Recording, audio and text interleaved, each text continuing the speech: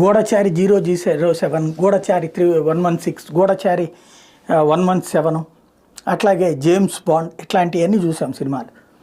కానీ అవన్నీ కూడా దేశం కోసం, సమాజం కోసం పనిచేసేటటువంటి చూసాం.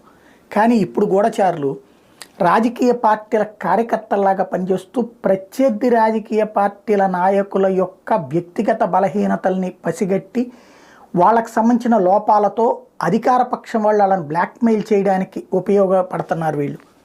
ఈ అభినవ గూఢచారి ప్రణీత్ రావు ప్రస్తుతం ఏకంగా అరెస్ట్ అయ్యి జైలుకి వెళ్ళారు. ప్రణీత్ రావు కేసును ప్రత్యేక టీంకి బదిలీ చేశారు పంజాగుట్ట పోలీసులు. ప్రణీత్ రావు కేసును విచారణ అధికారిగా జూబ్లీహిల్స్ ఏసీపీ నియమించారు పోలీసు ఉన్నతాధికారులు. పూర్తి స్థాయిలో విచారణ చెప్పి స్టేట్మెంట్ రికార్డు చేసి రిమాండ్కు తరలించబోతున్నారు ప్రత్యేక పోలీస్ టీం.